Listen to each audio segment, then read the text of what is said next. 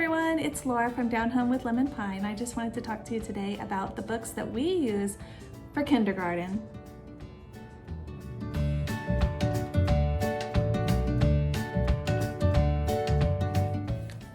For kindergarten, we like to use My Father's World. However, I do alter it a little bit. This is an older version, but this is the one I use. And we alter it a little bit. I actually do not use their recommendations for math or language arts for kindergarten. So we go through this and we actually do the activities and the Bible lessons and the science units that they have in here. I bought this used for that reason because I wasn't going to use the whole thing. But I love it, I love it, I love it. So each unit is based on a theme that goes along with the letter of the alphabet. So along with that, we add all of the books that we have for science and the activities that go with those. Sometimes I pull other activities from other places too. So for kindergarten, my main goal after having 3 kids through kindergarten and 3 more on the way to go through kindergarten, I have learned that the main focus for kindergarten for us is to teach them to read. By the time they get to kindergarten, usually they already know all of their letters and sounds, but if they don't, then we focus on that first. So for learning to read, I like this. Teach your child to read 20 easy lessons. Don't let that deceive you. It takes a lot longer than that. But it is 20 lessons, but each lesson is not a day, maybe a week, maybe, but that takes a while. So this usually is the bulk of our time. If we get to nothing else in kindergarten but this, that's okay. But everything else kind of takes a back seat in kindergarten because I found that if I can get them to do 2 things, read and act correctly and behave, then all of the other years are much easier and smoother and the learning is more fun for everyone. So let's teach them to behave. This, ABC Bible verses. This is teaching our children their character traits and a verse to go along with it. We've got stories. And the trait, whatever their verses, and I make them memorize them. So we learn whatever letter we're learning, we learn the verse and the letters. And actually we're not learning the letters because we already know them, so we're learning to read, but we still are reiterating them and their sounds. There's actually an app, I can't remember the name of it, but it has a lot of these in a sing-song version. So my kids know a lot of them with a song. Either way. Again, we're going to teach them how to act. And if you're interested to know a secret, I have a curriculum coming up soon that is going to be helping with that. That's based on character.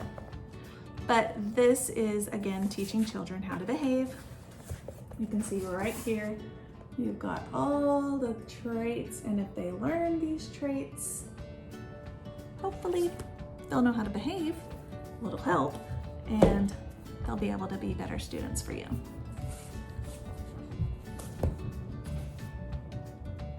All right, this is a great book, Children's Book of Virtues. It's similar to the other one, but this one has more worldly stories. But I will say that on this book, some of the stories I skip over. So I would advise to read over them first. So I like this book, it's cute. And again, has those old-fashioned photos and or drawings and pictures and traits. See? It's important that our kids learn how to behave and why they should behave to make everything else go smoother. Here's some things for imagination.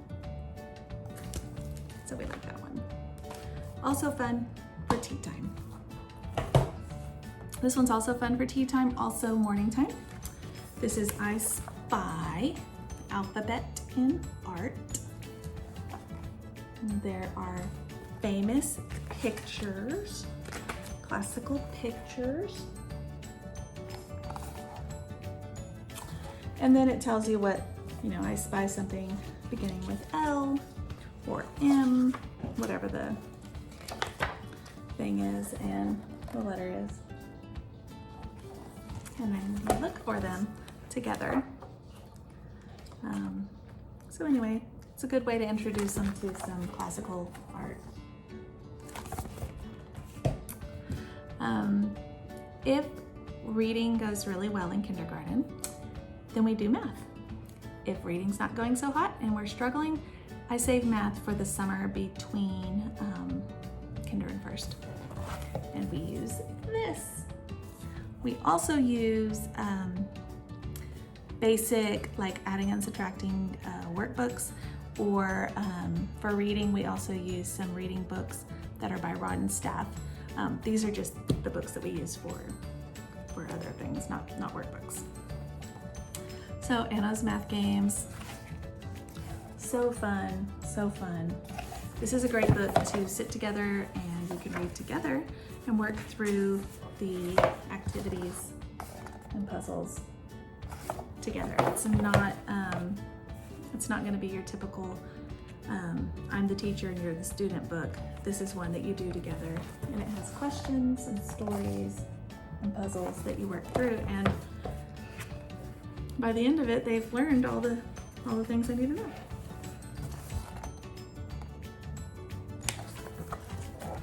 So they've got graphs, they've got perspective, they've got measuring, got comparing, all kinds of things. Favorite for any time really, but it's great for bedtime, especially if you have animal lovers like I do. And again, lots of great illustrations here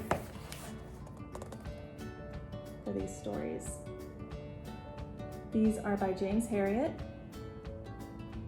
who is a veterinarian, and he wrote a lot of stories and a lot of stories, devotionals, things like that, Christian stories that are related to animals. This is a big collection, but I'm pretty sure you can get them individual as well. So for kindergarten, I like to introduce the idea that throughout history, things have changed, and clothing has changed, houses have changed, laws have changed, things have developed. And so in kindergarten, we're just basically working on that concept. And I like this one. I will tell you that it follows evolution and not creationism as far as the dates go. So we just skipped that part, but because we do teach creationism. However, this is a great book. It compares clothing, like there's a section on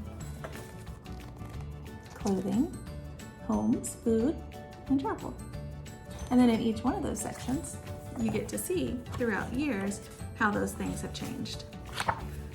And so you can do all of the sections, or you can just pick a couple, whatever you have time for. Because ultimately this book goes to our book basket when the kids get bigger as a book that they can pull out like during quiet time or to read on their own. Castles, just because it's fun. And it is lift the flap, so the kids like that. And they like to see the things that happened. It's just a good way to introduce long ago, the concept of long ago. In kindergarten, my daughter thrived with science, so we focused some on that. And this is one that we used. She actually was able to use, we went through and read all of the things, but then she was actually able to use part of it to create this one, to recreate this in her journal by drawing it. And so we've used this also when she got older. We pulled it out and she made a diagram of the heart using this example here out of Play-Doh. But this is a great book, and it's You can start at any time. It's not too young for kindergarten, but or too old for kindergarten, but it's still good. And we like it because at that age, they are starting to ask questions about what is this and how does this work. So it's a good time. Again, we have the beginners. Cats is actually a new one for us. We didn't use this in kindergarten, but it'd be perfect for kindergarten. We've just gotten it because we have a cat. But these ones we actually did use in kindergarten. I'll show you. Tadpoles, ants, sun, moon, stars. All very good books, all very worth your money and worth your time. Let's see. On that topic, we also do butterflies. Because at this age, with frogs and butterflies, we talk about the life cycle. And at kindergarten, and if we are lucky, sometimes we raise caterpillars into butterflies, but not every year. Anyway, this is a great book because it has real photos, my favorite. This is a time to keep. I got this I got this from a library book sale, so it doesn't have a cover, but it's beautiful, and it goes through the months of the year. So this is great for months and seasons. You can tell, it tells you all the things that happen each month and the way things change. This is another book by Tasha Tudor. I had one in our preschool video as well because I just love, you can see, I love her books. Very peaceful, very family oriented.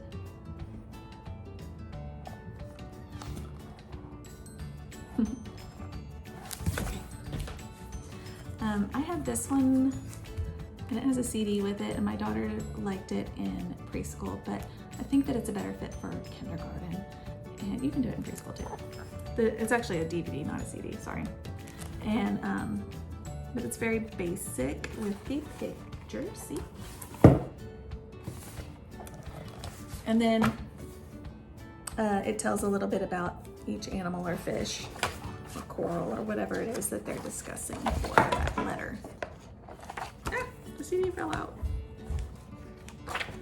Anyway, it's a great one too. And it's good for any time, especially if it's summer, the summer between or either before or after kindergarten. It's a great time to pull this one out because it's ocean. I have a space lover and she has loved space since preschool. So we have a lot of space books. This one, which we actually got at Dollar Tree, but it's a great book. It goes through all of the planets and gives you facts about all the planets. That was a great Dollar Tree find. This one, my dad found at a garage sale. You don't have to spend a lot of money for homeschool books. Perfect. All of these pieces here are actually raised, and you put them up to the light. Go into your dark bathroom, turn the lights off, and you can see the constellations because they glow in the dark. This one is really fun. The kids love it. And it tells you what time of year, like these are early winter or whatever, where they are and what you're seeing. How cool is that? It's an old book. Might be hard to find. Maybe not, I don't know. Osborne book. Again, another lift the flag in its space, chock full of information for my space lover. Kindergarten's really a good time. If you don't have a space lover yet, they like something else, trucks, dinosaurs, whatever. It's a good time to explore their interests. This one is important, very important, especially if you're teaching creationism. Here it is. There she was by, might be backwards. But this is a great book to explain dinosaurs and shows how science proves that dinosaurs, things about dinosaurs that the Bible says. So this is a great book, especially for those kids who might hear things from other people or other things like TV shows that are telling them other things about millions of years, or that the dinosaurs all did this or that. This clears all that up real quick from a Christian standpoint and proves it with science. So I like that. All books by Gail Gibbons are great finds. We also have a pumpkins one that's really good, but it's packed away. I keep it with my fall decorations so that we pull it out every year. But apples, pumpkins, bats, she has everything, and they are all wonderful. They have everything you need to know about whatever the topic is. And there's weather ones, there's tornadoes, there's hurricanes. She has all kinds. Any book you find by Gail Gibbons is great. This one was a find at a garage sale again. Reason for a Flower. You can find any book, all kinds of books everywhere, thrift books, wherever. But this one I love. You can even see right when you open, it's got how the flower to the plum. And this one is fantastic. I don't pull it out enough, but I really should. But it goes on talking about pollen. Look at this. Seeds. This is really a great find. And you can find books like this, not necessarily this one, but books like this everywhere. They're everywhere, and they're great. Old-fashioned books, I feel, were a lot more informative than some of the newer versions, and so I kind of prefer those, but half price anywhere. Anyways, those are our favorite books for kindergarten.